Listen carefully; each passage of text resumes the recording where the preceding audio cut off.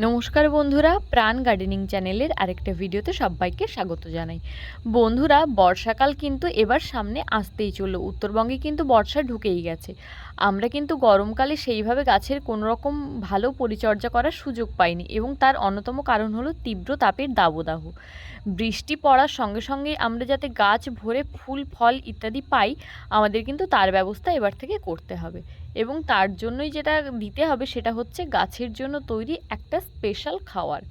সারা গরমকাল জুড়ে আমরা কিন্তু সর্ষের খোল ভেজানো জল ছাড়া আর খুব একটা বেশি ভারী খাবার কিছু দিতেই পারিনি, ফলে গরম এদিকে উপযুক্ত খাবারের অনেকটাই অভাব। তো সব মিলিয়ে গাছের বৃদ্ধি কিন্তু অনেকটাই ব্যাহত ছিল। এবারে কিন্তু গাছের বৃদ্ধিকে যেমন আমাদের ফার্স্ট ত্বরান্বিত করতে হবে, তো সেক্ষেত্রে আমাদের কিন্তু এটাও খেয়াল রাখতে হবে আমরা যেন গাছ ভরে ফুল ফল সবটাই পাই। তো তার জন্য আমি স্পেশালি যে খাবারটা তৈরি করি, সেই খাবারটা আমি কিভাবে বানাই সেটা আমি তোমাদের সাথে শেয়ার করব। তো মিশ্র জৈব সার কীভাবে তৈরি করা হয় সেটা তো আমার অনেক বন্ধুরাই জানো, নিশ্চয়ই তোমরা ইউজ করো। তো আমি সেই মিশ্র জৈব সারটাকেই বর্ষার আগে এবং বর্ষার পরে দুবার আরেকটু ভারী মানের করে আরেকটু ভালো কোয়ালিটি করে গাছে প্রয়োগ করব। তো চলো তার আমি প্রিপারেশনটা কিভাবে করি সেটা দেখিয়ে নিচ্ছি। প্রথমে আমি নিয়ে নিচ্ছি সর্ষের গুঁড়ো খোল। তো বন্ধুরা, দেখতেই পাচ্ছ সর্ষের গুঁড়ো খোল কিন্তু খুব ভালো ধরনের একটা পুষ্টিমূলের কাজ করে। অনেকে বলো যে সর্ষের খোল দিলে তো বর্ষাকালে ফাঙ্গাসের অ্যাটাক হতে পারে বা ইত্যাদি কিছু। বন্ধুরা, বর্ষা পড়ার তোমরা কিছুদিন আগে এটাকে প্রয়োগ করো, অর্থাৎ এক সপ্তাহ আগে মতো প্রয়োগ করো। এবং তার সাথেও আমি একটা কথা বলছি, আমি ব্যক্তিগত অভিজ্ঞতা থেকে দেখেছি যে আমি কিন্তু সর্ষের খোল ব্যবহার করে কোনো রকম ব্যাড রেজাল্ট পাইনি। আমার কিন্তু গাছের কোনো রকম ক্ষতি হয়নি। তাই পরিমাণ মতো সর্ষের খোল ব্যবহার করলে গাছের বৃদ্ধি কিন্তু খুব সুন্দর হয়। এর সাথে আমি যেটা ইউজ করছি সেটা হচ্ছে যে নিম খোল। বন্ধুরা, বর্ষাকালে গাছে কিন্তু ফাঙ্গাস অ্যাটাকের খুব একটা চান্স থাকে। নিম খোল ব্যবহার করলে এটা কিন্তু সয়েলটাকে ময়েশ্চারাইজ করে রাখে, প্লাস ফাঙ্গাস অ্যাটাকটাকেও অনেকটা প্রিভেন্ট করে রাখে। এর সাথেও অনেক রকম পোকামাকড়ের অ্যাটাক থেকে মাটিকে রক্ষা রাখে। তো আমরা দিলাম এরপর নিম খোল। এরপর যেটা দেব, যে গাছে সর্ষের খোল নিমখোল দুটোই নাইট্রোজেনের যোগান দেয়, কিন্তু ফসফরাসের যোগান দেয় না। তাই ফসফরাসের যোগান দেওয়ার জন্য আমি এখানে নিয়ে নিয়েছি হাড়ের গুঁড়ো। একটা কথা মনে রাখতে হবে, আমাদের কিন্তু এই প্রত্যেকটা জিনিসই প্রায় সম পরিমাণে নিতে হবে। এখানে কেউ লেদার মিল বা ফিশ মিল দিতে চাইলে সম পরিমাণ দিতে পারো।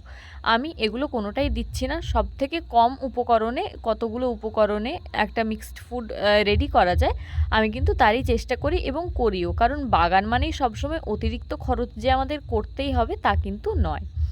তো হাড়ের গুঁড়ো আমাদের ইউজ করার পর আমাদের যেটা ইউজ করতে হবে সেটা হচ্ছে শিংকুচি। এটা কিন্তু গাছের জন্য খুব ভাইটাল। এটা খুব সুন্দর একটা স্লো রিলিজ নাইট্রোজেনের কাজ করে এবং গাছের বৃদ্ধিকে কিন্তু খুব হেল্প করে। এটার মোটামুটি সাহায্য নিয়ে গাছ কিন্তু খুব তাড়াতাড়ি বৃদ্ধি পায়। তো আমাদের মোটামুটি উপকরণ হলো মেন চারটে, সেটা হচ্ছে সর্ষের খোল, নিমখোল, হাড় গুঁড়ো এবং শিংকুচি। এর সাথে কিন্তু এবার আমরা কিছু কিছু জিনিস অ্যাড করব। তো চলো দেখে নিই কী অ্যাড করব। বন্ধুরা, মবমিন বা এই জাতীয় কোনো একটা ভালো মানের অনুখাদ্য কিন্তু এই সময় মাটির সঙ্গে দিতে হবে। আমি যদিও বা মাটির সঙ্গে অনুখাদ্য খুব একটা ব্যবহার করি না, বা এটার বিরোধী বলতে পারো, কারণ রাসায়নিক অনুখাদ্য মাটির সঙ্গে ব্যবহার করলে মাটির কোয়ালিটি অনেকটা খারাপ হয়ে যায়। তো তার জায়গায় এই রকম দানা অনুখাদ্য ব্যবহার করা যেতে পারে। কিন্তু বর্ষার আগে এবং পরে একটা কিন্তু ভারী ধরনের অনুখাদ্য গাছে প্রয়োগ করতে হবে। ভারী ধরনের বলতে উপযুক্ত পরিমাণে ভালো কোয়ালিটির। তো আমার কাছে মবমিনটা খুব বেশি পরিমাণে নেই, তাই আমি কিছুটা দানা অনুখাদ্য এবং কিছুটা মবমিন দুটো মিক্সড করে দিতে পারছি।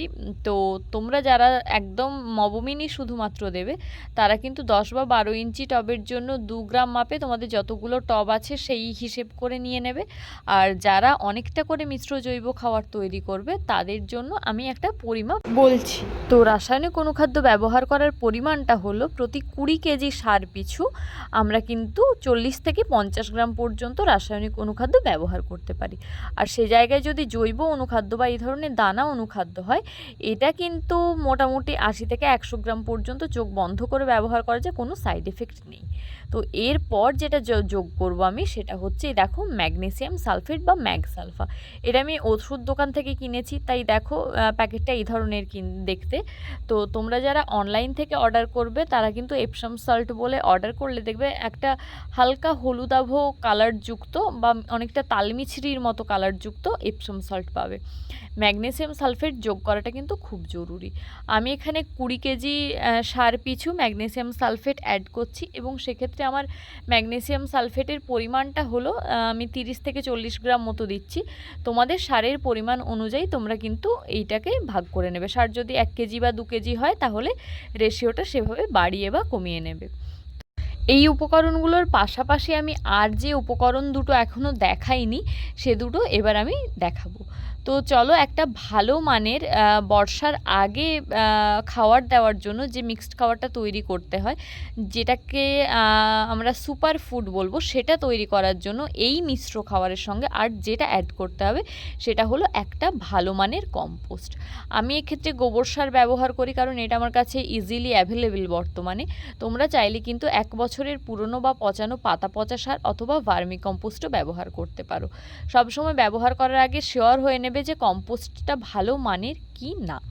তো আমি গোবর সার পেয়েছি, আমার এটা মোটামুটি বাড়িতে পচানো গোবর সার, তো সেটা আমি ব্যবহার করছি। তোমরা চাইলে যে কোনো ধরনের কম্পোস্টই ব্যবহার করতে পারো। এবং কতটা ব্যবহার করবে সেটা হচ্ছে এর আগে উপকরণগুলো ঠিক যতটা পরিমাণে ব্যবহার করেছো তার সমপরিমাণ, অর্থাৎ সর্ষের খোল, নিমখোল, হাড়গুঁড়ো, শিংকুচি মিলিয়ে যদি তোমাদের 4 কেজি হয় সেক্ষেত্রে কিন্তু কম্পোস্ট ব্যবহার করো অবশ্যই 4 কেজি। অনেকে এর থেকে বেশি পরিমাণেরও করে থাকেন, তবে আমি বলবো যে 4 কেজি করলে এনাফ, তার থেকে কিন্তু বেশি করার খুব একটা দরকার নেই। তো যারা 8 কেজি মিশ্র জৈব সার দেবেন তারা কিন্তু 8 কেজি গোবর সার বা কম্পোস্ট অ্যাড করতে পারো। তো হচ্ছে যে এইভাবে আমরা কিন্তু মিশ্রণটা মিশিয়ে নিতে পারি। কিন্তু এর সাথে আমি আরও যে জিনিসটা অ্যাড করব, যেহেতু এটা বর্ষার প্রাক্কালে আমরা দিচ্ছি, অর্থাৎ এই খাবারটা কিন্তু বর্ষাকাল ধরে গাছ খেতে থাকবে। তো বর্ষাকালে অনেক সময় এই কম্পোস্টে থাকা কেঁচো, নিমাটোড, শামুক ইত্যাদি টবের গাছকে অত্যন্ত ক্ষতিগ্রস্ত করে। তো সেটা যাতে না হয় আমি কিন্তু তার জন্য থাইমেট অ্যাড করি। থাইমেট আমি কতটা পরিমাণে দিই না, আমি এই পুরো সার পিছু 150 থেকে 200 গ্রাম মতো থাইমেট ব্যবহার করি। যাদের ফলের গাছ আছে এবং যারা একদমই চান না যে ফলের গাছের ক্ষেত্রে থাইমেট ব্যবহার করতে, তারা সেটা অ্যাভয়েড করতে পারেন অবশ্যই। কিন্তু যারা চান যে ফলের গাছেও আমাদের পোকা বা পিঁপড়ে ইত্যাদি হয়ে যাচ্ছে এবং আমরা সেটা অ্যাভয়েড করতে চাই, তাহলে কিন্তু থাইমেট ব্যবহার করতে পারেন, খুব একটা অসুবিধে কিছু হবে না। আর একটা কথা, যে লেবু বা ইত্যাদি জাতীয় কিছু ফলের গাছের মাটি কিন্তু বর্ষাকালে আম্লিক হয়ে যায়। সেক্ষেত্রে কিন্তু গাছগুলোর মাটিকে ক্ষারীয় করে তবে মিশ্র জৈব সার প্রয়োগ করা উচিত। সেক্ষেত্রে কি করতে হয় না, 10 বা 12 ইঞ্চি টব পিছু যে লেবুর গাছগুলো আছে তাতে কিন্তু একদম চিমটেতে করে 1 চিমটে চুন বা 2 থেকে 3 গ্রাম অ্যাকোয়ামিক্স বা শঙ্খের গুঁড়ো টবের মাটি চারিদিকে ছড়িয়ে দিয়ে জল ঢেলে দিতে হবে এবং তারপর মিশ্র জৈব সার ব্যবহার করা যায়। তো আমি সারটাকে একসাথে মিশিয়ে নিয়েছি, কম্পোস্ট, ম্যাগসালফা এবং তার সাথে আরও যে উপকরণগুলো ছিল সেগুলোকে একসাথে মিশিয়ে নিয়েছি। তো মেশানোর পর আমি হালকা করে একটু জল স্প্রে করে দিচ্ছি। আমাদের এই সময় খেয়াল রাখতে হবে যে গোটা প্রসিডিওরটাই আমরা কিন্তু করব ছায়াতে, কোনো রোদযুক্ত স্থানে কিন্তু আমরা জৈব সার প্রস্তুত করব না। তো আমি হালকা করে জলটা স্প্রে করার পর এটাকে ভালো করে কিন্তু মিক্সড করব। মিক্সড করে কিন্তু একদম খোলাভাবে বেশ কয়েক ঘন্টা, 4-5 ঘন্টা এমনি রেখে দেবো, কারণ এই মিশ্র জৈব সারটা একসাথে মেশানোর পর এটা থেকে কিন্তু প্রচুর পরিমাণে হিট উৎপন্ন হয় এবং আমরা যদি সাথে সাথে গাছের গোড়ায় এই সারটা প্রয়োগ করা অবশ্যই যায়, কিন্তু তাহলে যে হিটটা তৈরি হয় তাতে কিন্তু গাছের অনেক সময় রুট রট হওয়ার চান্স থাকে, ফলে গাছটা খুব সহজেই ফাঙ্গাস দ্বারা অ্যাটাকটেড হয়ে যায়। তো সেটা যাতে না হয় তার জন্য কিন্তু আমাদের ব্যবস্থা প্রথম থেকেই গ্রহণ করতে হবে। তো আমি মিশ্র জৈব সারটা মোটামুটি মিশিয়ে নিয়েছি এবং মিশিয়ে এই রকম একটা টেক্সচার দাঁড়িয়েছে। তো এই রকম টাইপের দেখতে হবে তোমাদের জৈব সারটা। এবার জৈব সার প্রস্তুত হলেই তো হবে না, গাছে কিন্তু এটাকে প্রয়োগ করতে হবে। আমরা কতটা পরিমাণ প্রয়োগ করব না, চলো সেইটা এবার তোমাদের সাথে আমি শেয়ার করছি। 10 বা 12 ইঞ্চি টব পিছু 75 থেকে 80 গ্রাম মতো আমাদের সার ব্যবহার করলেই চলে। যারা 70 থেকে 80 গ্রাম বিষয়টা বুঝতে পারবে না তাদের বলছি, আমাদের হাতে 2 মুঠো মতো প্রয়োগ করলেই হবে। তো এই গোটা খাবারটার সাথে কিন্তু আমি এতটুকু পরিমাণ পটাশ মেশাইনি, তাই গাছ পিছু বা এই 10 বা 12 ইঞ্চি টব পিছু 5 গ্রাম মতো পটাশ আমি ব্যবহার করব। আমার কাছে বর্তমানে সাদা পটাশটা ফুরিয়ে গেছে, তাই আমি মিউরেট অফ পটাশ বা লাল পটাশটাই ব্যবহার করলাম। বেশিরভাগ ক্ষেত্রে কিন্তু তোমরা চেষ্টা করবে সাদা পটাশ পটাশটা ব্যবহার করার, ওটা কিন্তু টবের মাটিকে দীর্ঘদিন ভালো রাখে। তো যাদের থাকবে না তারা কিন্তু লাল পটাশই ব্যবহার করতে পারো। আর যারা সম্পূর্ণ অর্গানিক প্রসেসে এই খাবারটা তৈরি করতে চাও এবং পটাশটাও তাই করতে চাও, তাহলে তারা কিন্তু পরিমাণ মতো বায়ো পটাশ সার তৈরির সময়ই মিশিয়ে নেবে, অথবা সর্ষের খোলের সমপরিমাণ কলার খোসার গুঁড়ো তোমরা কিন্তু সার তৈরি করার সময়ই মিশ্র জৈব সারের সঙ্গে মিশিয়ে নেবে, দিয়ে খাবারটা তৈরি করবে।